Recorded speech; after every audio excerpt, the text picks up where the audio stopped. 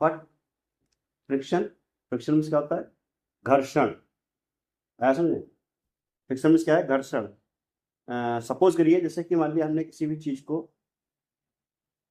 कोई चीज हमारे एक हैंड में, हमने एक हाथ में कोई चीज पकड़ ली, ठीक है, और उसी चीज, उसी माने दूसरे हैंड से उसका, मानो अपने हाथों को ऐसे पकड़ना, ठीक है, हाथों को क्या करेंगे? रगड़ेंगे इस तरीके से, राइट? जब रगड़ेंगे तो क्या होगा? गर्मी आएगी ना, गर्म होगा। तो ये जो रगड़ने की प्रक्रिया है, इसको कहते हैं फ्रिक्शन, घर्षण, right? Friction according to Newton first law of motion. देखो न्यूटन साहब थे, न्यूटन साइंटिस्ट थे, उन्होंने एक मोशन के नियम दिए थे, यानी कि गति के नियम दिए थे। तो उन्होंने जो पहला गति का नियम दिया है, फर्स्ट लॉ ऑफ मोशन, उस मोशन की जो उनका लॉ है, जो नियम है, उसमें क्या कहता है? A body continues to be in its state of rest or of uniform motion in a straight line unless an external force acts of it. मिस कहने का है कि अगर कोई बॉडी, कोई भी वस्तु, कोई भी चीज अगर स्थिर अवस्था में है तो स्थिर अवस्था में रहेगी, और अगर गतिमान है तो गतिमान रहेगी।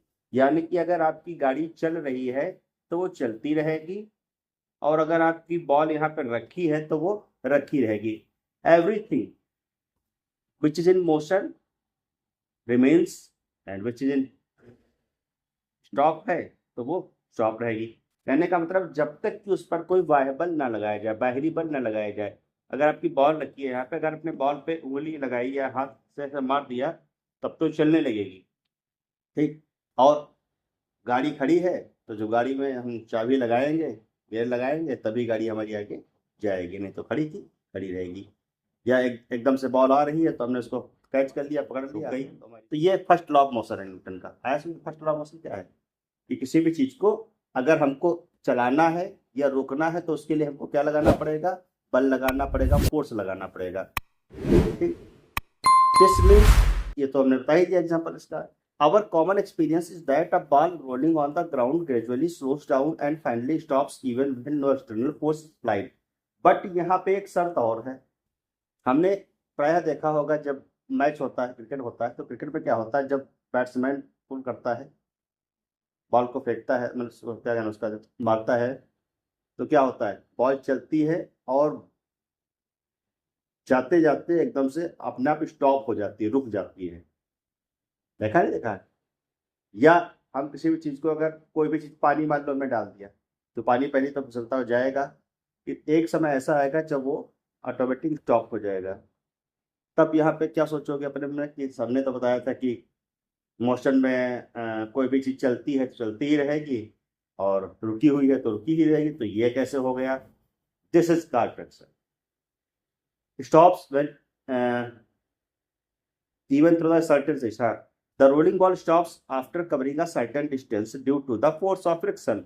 चलती हुई जो गेंद है वो केवल और केवल फ्रिक्शन के आधार पे, यानी कि फ्रिक्शन के कारण, घर्षण बल के कारण अपने आप स्टॉप हो जाती है, अपने आप रुक जाती है।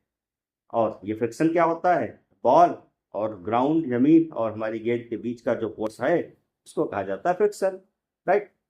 अब है फोर्स ऑफ फ्रिक्शन, यानी कि फ्रिक्शन बल क्या है। द फोर्स ऑफ फ्रिक्शन में बी डिफाइंड एज फॉलोज। अगर हम फोर्स ऑफ फ्रिक्शन की बात करें, घर्षण बल की बात करें, तो उसको हम लोग कैसे डिफाइन करेंगे, कैसे हम लोग समझेंगे कि ये घर्षण बल क्या है? पहला लिखा है the force action along the two surfaces in contact which opposes the motion of one body और the other is called the force of friction. ऐसा फोर्स, एक ऐसा बल जो कि दो सरफेस के बीच में होता है, दो सतहों के बीच में होता है। अगर ये हमारा हैंड यहाँ पे इस टेबल के ऊपर या चेयर के ऊपर यहाँ पे रखा है, तो इस चेयर की ये जो लकड़ी है और ये हमारा हैंड जो है, इसके बीच का जो फोर्स है, इसके बीच का जो बल है, इन दोनों के बीच में जो फोर्स लग रहा है उसको कहते हैं फोर्स ऑफ फ्रिक्शन, घर्षण बल।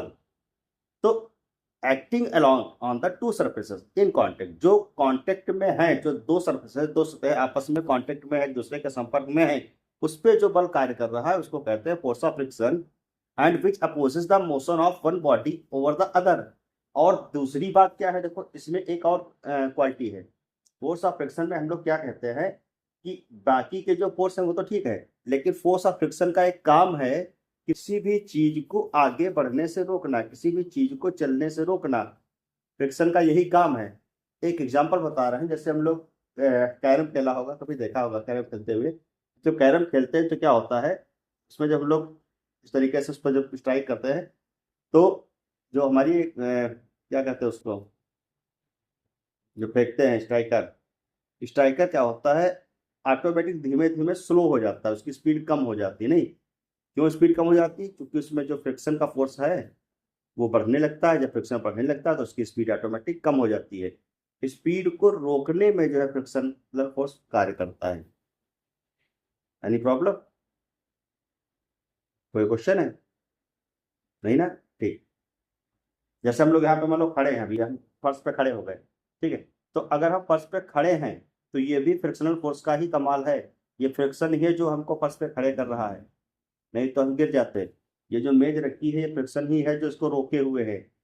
गाड़ियां जो चलती हैं तो फ्रिक्शन ही है जो गाड़ियां रोड पे चल रही हैं। अगर फ्रिक्शन ना हो तो गाड़ियां भी रोड पे नहीं चल पाएंगी, क्या होंगी, इधर उधर खिसक जाएंगी, फिसल जाएंगी, राइट। कह रहा है force of friction, the force of friction is commonly called friction. Force of friction को हम लोग सामान्य रूप से फ्रिक्शन ही कहते हैं, घर्षण बल ही कहते हैं, खाली घर्षण कर सकते हैं। Friction always opposes the relative motion between the two bodies in contact irrespective of the direction of the motion. Friction हमेशा दो जो सतहें होती है, दो बॉडी पार्ट्स होते हैं, जो जो या दो कोई भी बॉडी होती है, उनके बीच में होता है friction force.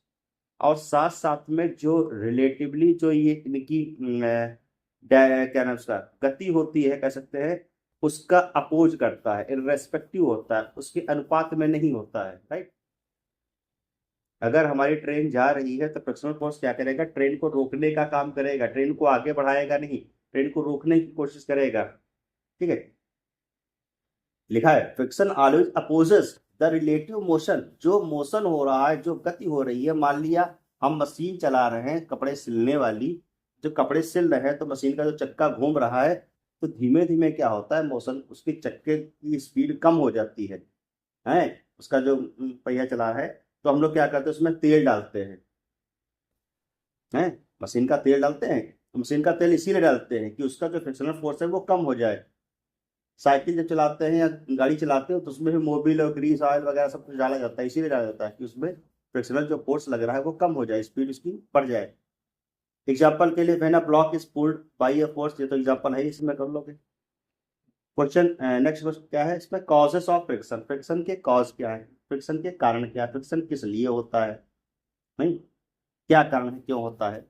The friction between any two surfaces is mainly caused by the following factors. नीचे के दो तत्व दिए हैं, उसके आधार पे हमारा फ्रिक्शन जो होता है वो दो सतहों के बीच में लगता है। क्या होता है, किस लिए लगता है, वो सारा आगे देंगे। Due to the interlocking of surfaces, जो दो सरफेस होती हैं उनके इंटरलॉकिंग के कारण, उनको आपस में जुड़ने के कारण। क्या लिखा है, no solid surface is perfectly smooth. पहली बात तो क्या है, कोई भी सॉलिड सरफेस जो होती है, कोई भी जो हमारी सॉलिड चीज है, ठोस चीज है, वो पूर्ण रूप से स्मूथ नहीं होती, बिल्कुल चिकनी नहीं होती। जैसे हमने ये टाइल्स लगवाया मान लो, कह तो सर टाइल्स तो बहुत चिकना होता है, लेकिन परफेक्टली स्मूथ नहीं है, बिल्कुल चिकना नहीं होता है। इसमें भी कहीं ना कहीं दरार, अगर हम बिल्कुल चिकना ले लेंगे तो हम खड़े नहीं हो पाएंगे, सिंपल सी बात, हम लोग फिसल फिसल के गिरने लगेंगे। जो फ्रिक्शन होता है वो हमको जमीन पे खड़े होने के लिए हेल्प करता है। बहुत ज्यादा चिकनी, अच्छा इस पे तेल डाल दो बस, फिर चल के दिखाओ, है नहीं चल पाओगे। क्यों? क्योंकि उस समय फ्रिक्शन हमारा बिल्कुल लेस हो जाएगा। तो ऑलवेज, हमेशा ये क्या करता है, solid, this means all solid surfaces are not are rough. जितनी भी सॉलिड सर्फेसेस होती है वो रफ होती हैं, चिकनी नहीं होती, स्मूथ नहीं होती, रफ होती हैं, खुरदुरी होती है। The degree of roughness varies from surface to surface. लेकिन ये कोई जरूरी नहीं है कि रफनेस है तो सब में इक्वल हो, सेम हो, है नहीं। जैसा हम छत के ऊपर यहाँ पे जब चलेंगे तो हमको दूसरा महसूस होगा, फील होगा। छत के ऊपर इधर जाएंगे तो दूसरा फील होगा, जमीन पे चलेंगे, मिट्टी में चलेंगे तो दूसरा फील होगा। और मान लो कंक्रीट वाली सतह पर चलना पड़े, कंकड़ वाली रोड उस पर चलना पड़े, या जीटी रोड पे चप्पल निकाल के चलो तो दूसरा फील होगा। सबका फ्रिक्शनल फोर्स जो होता है, सबका जो उसकी स्मूथनेस होती है वो अलग अलग होती है, डिफरेंट होती है, ठीक है। तो कह रहा है नॉट वेरीज फ्रॉम, इसका वेरीज होता अलग अलग होता है। Some of the more rough while some others are less. कुछ में ज्यादा खुरदुरापन होता है और कुछ में कम होता है। Any problem? Even a surface which looks smooth to be naked eyes is actually rough. वास्तव में जो हमको आंखों से दिखता है कि बहुत चिकनी फर्श है हमारी, ये हमारा टाइल बहुत चिकना है, वो वास्तव में कैसा होता है? एक्चुअली रफ होता है, खुरदुरा होता है। देखने में टाइल बहुत चिकना लगता है, जो हमको आंखों से दिख रहा है, यानी कि एक्चुअली जो हमारी आंखों से दिख रहा है वास्तव में वो क्या है? रफ है। इन the case of highly smooth rough surfaces, जो बहुत ज्यादा हाईली होती है, बहुत ज्यादा रफ होती है, तो the surface Sorry, roughness it's can be DJ. Easily felt easily. उस रफनेस को जल्दी, जिसमें बहुत ज्यादा खुरदरापन होता है, तो उसको हम लोग आसानी से देख भी सकते हैं और आसानी से उसको फेल्ट भी कर सकते हैं, महसूस कर सकते हैं। लेकिन जो हमको बहुत चिकनी लग रही है वो भी कैसी होती है? रफनेस होती है उनमें। In the case of surface which appear to be smooth, ये हो चुका है ना? नहीं, जो हमको स्मूथ लग रही है, the surfaces roughness can be seen only with the help of microscope.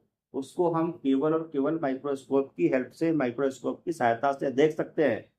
अगर हमको रफनेस फील करनी है, अच्छा ये तो दूर से दिख रहा है रफ है, नहीं देखो इसको छू के देखो, कड़कड़ा रहा है, नहीं तो ये तो आंखों से दिख रहा है, लेकिन इसका नहीं दिख पाएगा।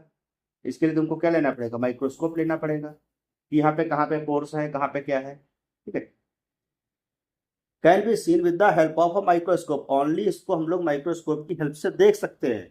नेक्स्ट वन क्या कह रहा है? हाँ, a magnified view of the surface roughness is so alongside. और जो हम लोग मैग्नीफाइड व्यू करते हैं, यानी कि उसको जब हम लोग मैग्नीफाइंग ग्लास से चेक करते हैं, देखते हैं, तो सरफेस की रफनेस जो है हमको दिखाई पड़ेगी। व्हेन अ बॉडी से a wooden block is pulled over another, these hills and valleys interlock with the each other and oppose the relative motion between the two bodies। यानी कि जब हम लकड़ी का कोई टुकड़ा लेते हैं, लकड़ी का कोई पटरा लेते हैं, लकड़ी का कुछ भी ले, और उस लकड़ी के टुकड़े के ऊपर दूसरा लकड़ी का टुकड़ा रख करके उसको रगड़ते हैं, यानी कि इधर उधर खिसकाते हैं, हिलाते डुलाते हैं, तो क्या होता है? वुडन ब्लॉक को जब एक दूसरे के ऊपर रख के खिसकाते हैं, तो दीज हिल्स एंड वैलीज, इनमें जो हिल्स होती है, घाटियां होती है, जो वैलीज होती है, जो ऊंचान होते हैं, यानी कि कहीं पे गड्ढा है, देखो यहाँ पे पतला है, नीचे गड्ढा बना है, तो यहाँ पे ऊंचा है। हाँ, तो ये जो ऊपर नीचे का जो पार्ट होता है, हिल्स एंड वैलीज का जो पार्ट होता है लकड़ी के टुकड़ों में, लकड़ी के अंदर, तो क्या करता है? This gives rise which opposes the relative motion between the two bodies. ये इन दोनों के बीच का जो रिलेटिव मोशन होता है, जो गति होती है, स्पीड होती है, उसको क्या कर देता है? अपोज कर देता है, उसका विरोध करता है, रोक देता है। नहीं, टू बॉडीज। अच्छा अच्छा, सिर्फ एक एग्जाम्पल देखो, मान लिया हमारे पास स्लीपर्स है, हमने स्लीपर्स पहनी है, चप्पल पहनी है, ठीक है, और हमको कहीं पे जाना हो, बरसात के मौसम में जाना हो, तो अगर हमारे स्लीपर्स में यहाँ पे नीचे की तरफ बनी होती, डिजाइन बनी होती है, गड्ढे ऐसे कटे गए, तो इसीलिए बनते हैं, इसीलिए बनाए जाते हैं। अगर स्लीपर्स हमारे उसमें गड्ढे ना बने हो, डिजाइन ना बनी हो, तो जब हम चलेंगे फर्श पे तो क्या होगा? फिसल जाएंगे, रफ। और अगर बने हैं तब तो आसानी चल जाएंगे, और नहीं तो बरसात में जितनी बार निकलेंगे उतनी बार खोपड़ी फोड़ेंगे। मान लो नीचे का सारा काट टूट जाएंगे, फिर फर्श पे चल के देखो, क्योंकि उस समय जो हमारा फ्रिक्शनल फोर्स है बिल्कुल शून्य हो जाएगा, जीरो हो जाएगा। We can not walk, right. Next one क्या है? Friction is due to the roughness of the two surfaces in contact. Friction क्या होता है? फ्रिक्शन वो होता है जब दो सर्फेसेस होती है, दो सतहें होती है, वो जो कॉन्टेक्ट में एक दूसरे के संपर्क में होती हैं, उनकी जो रफनेस होती है, उनके अंदर जो एक खुरदुरापन होता है, उनके अंदर जो एक रफेज क्या नाम उसका पोरस वगैरह होते हैं, उसके कारण ये फ्रिक्शन हमारा उत्पन्न होता है। नेक्स्ट हेडिंग आपकी है due to force of adhesion between the two surfaces. जो दो सरफेस हैं, दो सतहें हैं, उनके बीच का जो फोर्स होता है, उनके चिपकने का, उनके बीच में लगने का जो फोर्स होता है, उसके कारण भी होता है फ्रिक्शन। क्या है? Two rough surfaces when placed together, यानी कि जब दो सतहों को, रफ सरफेसेस को आपस में एक दूसरे के ऊपर रखा जाता है, meet only at certain points, यानी कि एक निश्चित पॉइंट पे जब मिलती हैं आपस में, तो द एटम्स ऑफ मॉलिक्यूल्स, इनके जो मॉलिक्यूल्स होते हैं, इनके जो अणु होते हैं, उनमें जो परमाणु होते हैं, present at such point of contact attract each other due to the electrostatics attraction. इनके अंदर जो इलेक्ट्रोस्टैटिक अट्रैक्शन होता है, आणविक जो इनका जो अट्रैक्शन होता है, अणुओं और परमाणुओं के बीच में जो आकर्षण होता है, उसके कारण जो इनके मॉलिक्यूल्स होते हैं, जो एटम्स होते हैं, वो क्या करते हैं, कांटेक्ट अट्रैक्ट करते हैं, एक दूसरे को आकर्षित करते हैं। अणुओं का जो बंध होता है वो एक दूसरे को आकर्षित करता है। तो these attractions are called as the force of adhesion. इसको कहते हैं फोर्स ऑफ एडहेंस। एडहेशन का मतलब क्या होता है, यानी कि चिपकना। हम्म आपस में ये एक दूसरे के उसमें आ जाते हैं, कांटेक्ट में आ जाते हैं, contact force. When one body is made to move over the other, जब कोई भी बॉडी किसी दूसरी बॉडी के ऊपर मूव करती है, यानी कि ये हमारा हाथ है, ये दूसरा हाथ है, इसको जब इसके ऊपर मूव कराते हैं, इसको इसके ऊपर चलाते हैं, तो the force of adhesion opposes the motion. इस गति का जो एडहेंशन फोर्स होता है वो मोशन का अपोज करता है, विरोध करता है, इसकी गति का विरोध। मानिए हम इसको चला रहे हैं तो एक ऐसा फोर्स लग रहा है जो इसको रोक रहा है, आगे बढ़ने से रोकता है, इसको करते हैं फोर्स ऑफ एडहेंस। ठीक है। This force which opposes the motion also gives rise to frictional force. और ये जो फोर्स है वो फ्रिक्शनल फोर्स को राइज करने में, फ्रिक्शनल फोर्स को आगे बढ़ने में भी उसको रोकता है। यानी कि फ्रिक्शनल फोर्स जो होता है उसको उठाता है, बढ़ा रहा है। ठीक है। So the force of adhesion between the two surfaces gives rise to friction. इसीलिए जो एडहेंस फोर्स होता है वो हमारे फ्रिक्शनल फोर्स को ऊपर उठाता है, फ्रिक्शनल फोर्स को आगे बढ़ाता है, और इसी कारण से हमारा फ्रिक्शनल फोर्स होता है।